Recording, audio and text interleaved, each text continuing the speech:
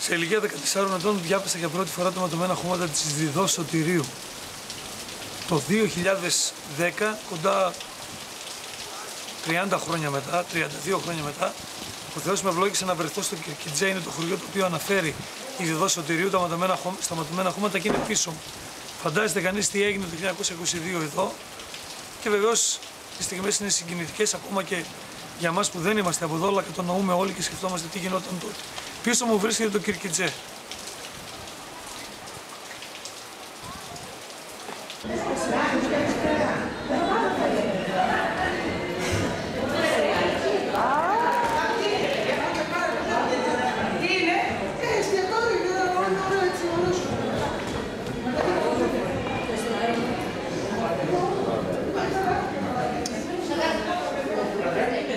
Εδώ δεν χρειάζεται. Όχι.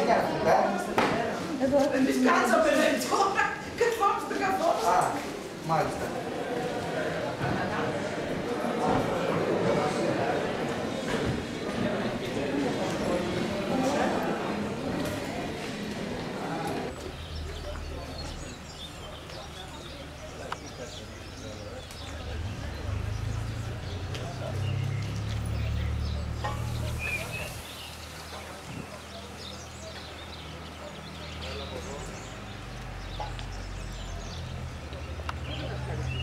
Πίσω μου είναι ένα εστιατόριο, Artemis Restaurant. Εδώ ήταν το δημοτικό σχολείο όταν οι Έλληνες κατοικούσαν στο Κυρκιτζέ το 1922.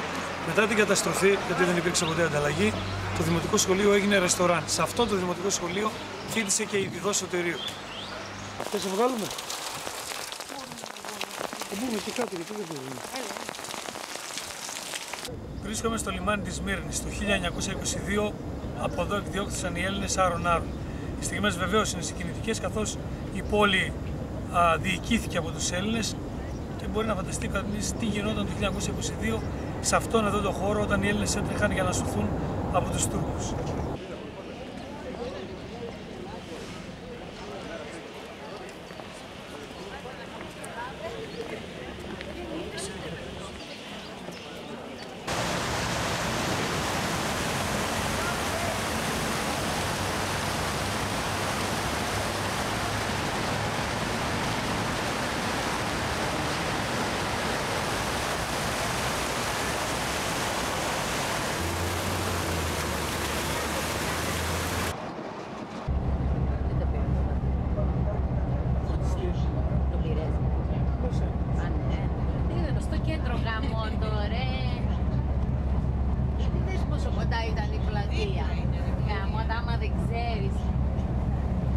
Έπρεπε την πρώτη μέρα να μας το κάνουν αυτό, να δούμε.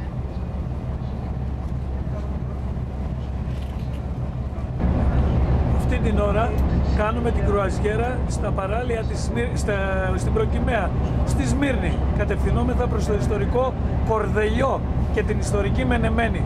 Περιοχές που οι πρόσφυγες που ήρθαν στην Ελλάδα το 1922 κατοίκησαν και ονόμασαν εκ νέου στη Θεσσαλονίκη, στη Δυτική Θεσσαλονίκη, σε Κορδελιό και Μενημένη. Έλα, μαμά.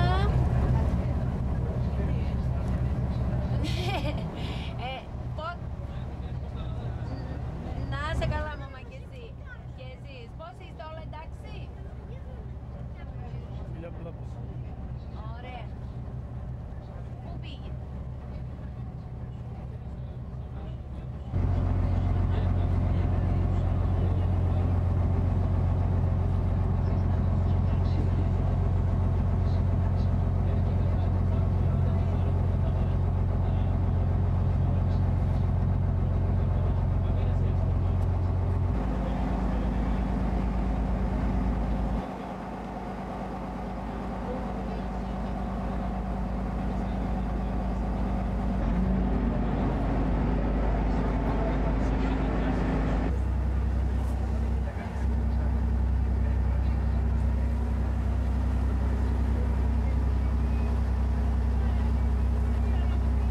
Θυμάμαι ακόμη με συγκίνηση το ταξίδι μου στη Σμύρνη και στο Κυρκιτζέ, το χωριό της Διδός Σωτηρίου.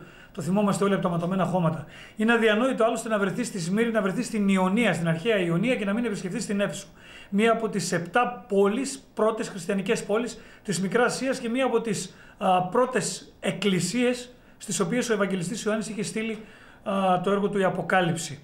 Άλλωστε είναι πολύ γνωστή και η βιβλιοθήκη της Εφέσου, ενώ βεβαίως στον διάδρομο τον είχε περπατήσει ο Αντώνιος, την Κλεοπάτρα. Εκεί και ο βασιλιάς του Πόντιου, ο Μηθριδάτης, είχε κερδίσει τους Ρωμαίους και μάλιστα υπάρχει σχετική επιγραφή. Η επίσκεψη στην Έφεσο γεννά συναισθήματα συγκίνησης, νοσταλγίας για όλα όσα κατάφεραν οι Έλληνες στη Μικρά Ασία και που βεβαίως τώρα απλά τα επισκεπτόμαστε και τα θαυμάζουμε. Μία επίσκεψη στην Έφεσο θα έλεγα είναι απαραίτητη για όλους εμάς. Πάμε, εντάξει.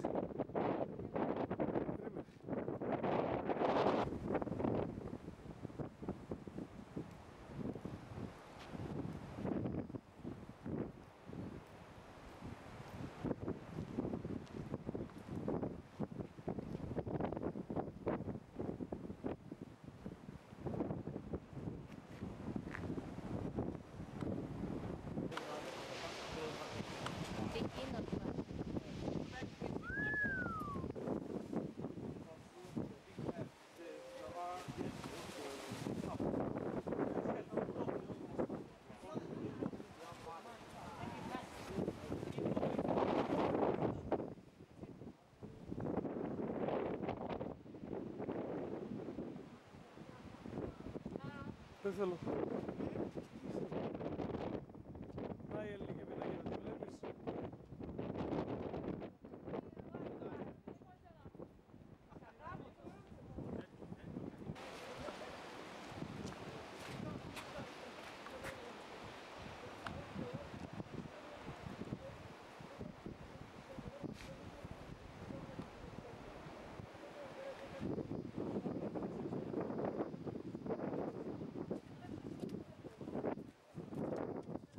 Ω, δες εδώ τι γίνεται, εδώ. Σε βγάλω.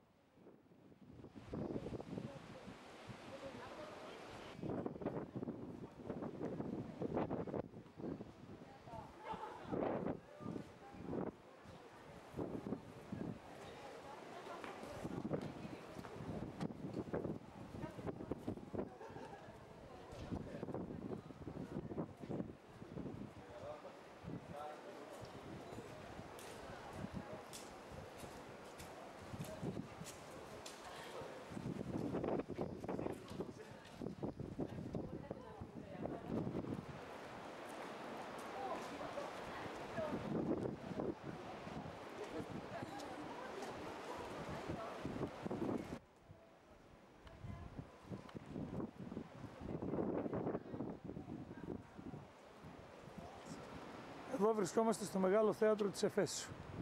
Αυτό είναι το περίφημο.